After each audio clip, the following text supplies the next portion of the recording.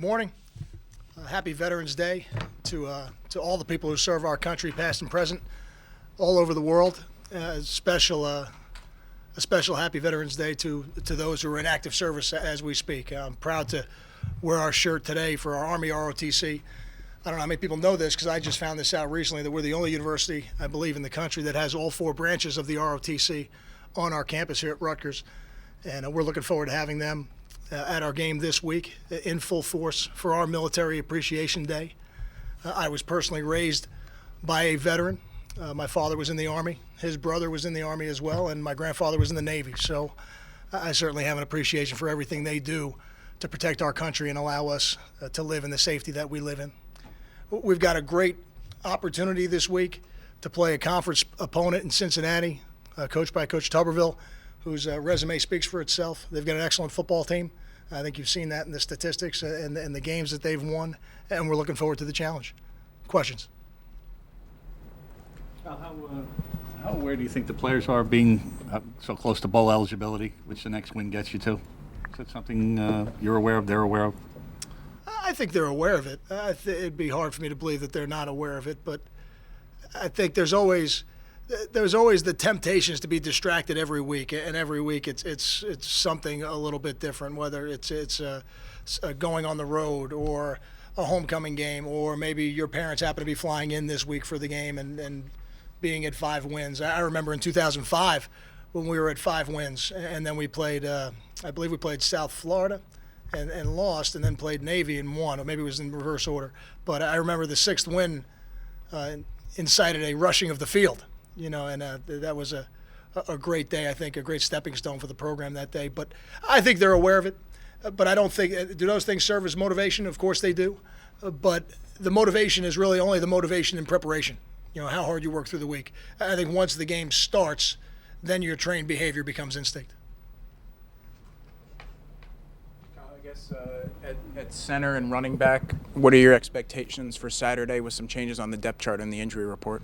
Sure. I mean, my expectations don't change. The players change at times, and players earn the right to be starters for a reason. But as the next player goes in, your depth will always be challenged throughout the year, and our expectations of the execution of our offense do not change. And we've already been through this once this year with Dallas Hendrickson. He did a nice job of going in there and allowing us to operate on offense, and actually played very well. So that doesn't surprise us. We're fortunate to have a senior in that role and somebody that we can trust who's been working very hard to be ready when needed. And this week, as of right now, it looks like he's going to be needed. And at running back, we have one injury in Justin, but we have one guy coming back in PJ. So, we'll know a little bit more about PJ as the week goes on. But he did practice last night. He did practice the full practice last night, which was about a 2-hour practice. So he came through that pretty well. So we're optimistic as we go forward. Does that include some thud stuff with PJ for the Sunday practice? When you get to this part of the year, you don't really bang too much.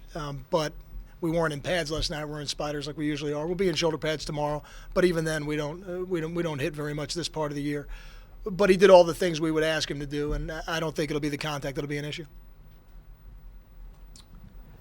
Kyle, Brendan Kay leads the nation in completion percentage. Is that him playing really well? Is that a combination of their offense and what they're trying to do? What do you see from Brendan on film? I don't think you could be the best, be that good or that proficient at anything without having some part in it. I think the quarterback position always comes down to decision making, and to complete that many passes at that percentage, he's doing an excellent job of making decisions. And for somebody that didn't start the year as their starter, it's really a great testament to him and their coaching staff.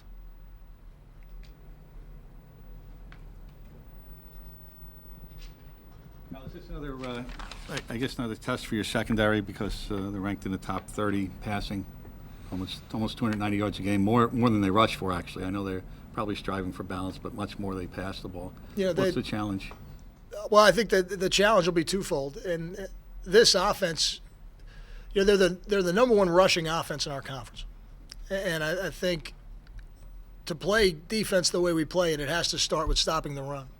And our corners are always involved in that. We don't have a cover corner at Rutgers. They have to be complete players.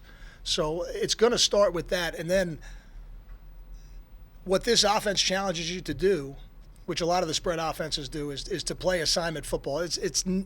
Although you get to it a different way, it's not that dissimilar to how you have to account for the option defenses, and you have to have your eyes in the right place, and you have to be in the right spot, and then ultimately you got to lean and locate and make the play on the ball. And I think we've been getting better and better at that with our younger players in the secondary. Guys like DeLon Stevenson, a guy like Ruhan Peel, getting Grief Glasham back a couple weeks ago. He's improving. He helps us. So is it a challenge? There's no question it's a challenge. This is a really good offense and a really good football team. Coach, anything new you can tell us about the place kicking competition? Here's what I could tell you about the place kicking competition. As of last night, Kyle had the better practice, but the decision will make it a little bit later in the week. Kyle, you mentioned how they're the number one rushing offense in your conference, but they don't have a rusher averaging more than 56 yards a game. How unique is that challenge when you're not just expecting one guy to carry the load? How unique is that challenge? What does it present schematically for your defense? I think it speaks a little bit to kind of what I was saying. You have to account for it as almost like an option offense, and you have to have your assignments and your eyes in the right place and play your gaps. And if you try to do too much, if you try to do something outside your role on defense, you're going to leave yourself susceptible to giving up a big play. They've got talented running backs. They've got three. The Abernathy kid we know quite well. We've been playing against him for a while, and they've got two others that play quite a bit. The one they played this week he's maybe a little bit shorter, but a thicker guy, a 200-pound running back, very tough to tackle, low to the ground, good center of gravity type of guy.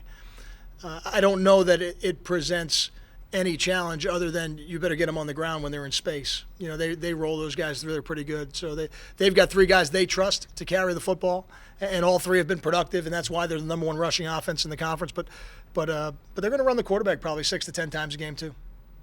At the cornerback position, you don't have a definitive starter listed. Is that going to be open all week? Do you have a time frame when you want to have a set rotation going into Saturday? We'll have a rotation before the game. I don't, at that position right now, I don't get caught up in who goes out there for the first play as much as I think the media does and maybe the fans do. And certainly every player on our team wants to be the starter. There's a competitive nature to these players that I totally understand. But at that position, we're going to play 4 to 5 players. And then when you get to third down, we're certainly going to play 4 to 5 players. So, who goes out there for the first play, we'll get that sorted out as the week goes on. But regardless of who it is, all those guys are going to play quite a bit and be a big part of what we do. Is it very close between them, that group right now? I think it is. Defensively, obviously they're very good statistically. How much different are they philosophically from a year ago when you were able to run the ball effectively on them? Defensively. Yeah, defensively. I think the biggest difference this year defensively is not so much in the way they line up, but they play a little bit more base defense this year and a little bit less pressure. Last year they were a little more pressure-oriented in their scheme in terms of what they did. The constant, though, is I think they're very good up front. They're one of the better defensive lines in our conference, and that has been a constant, I think, for them for probably 3 to 4 years. Kyle, what have you seen from their offensive line that's allowed them to be so successful this year?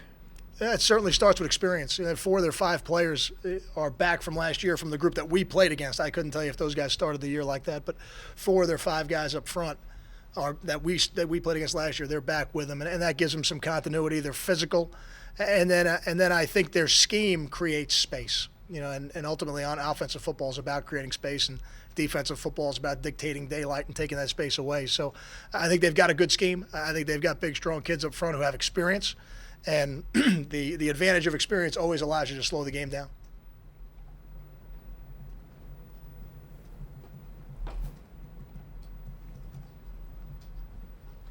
Kyle, you have Darius listed as doubtful on the injury report. How does that change the 3 technique position? Can Maluski handle a full starter's workload, or does it become more of a rotation position? I think David can certainly handle it. David's valuable to us. He plays a lot on third down as well. And I think the biggest change is moving Max Asaka in there and activating him and getting him probably a little more playing time than he's had all year. And Max is a guy who's very physically talented, who hasn't been healthy enough to really give us a lot of reps yet this year. But I think this is a week where he's going to help us. And as you get to November, every week the depth of your program is going to be tested every week. And it's not just us, it's everybody in the country. Kyle, from what you've seen out of PJ last week, how much of an idea do you have right now of how you'll be able to use him on Saturday? It's really more about what I saw last night.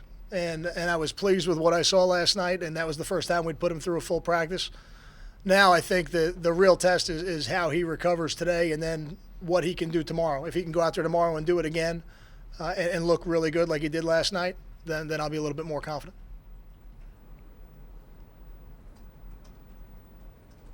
Any other questions for Kyle?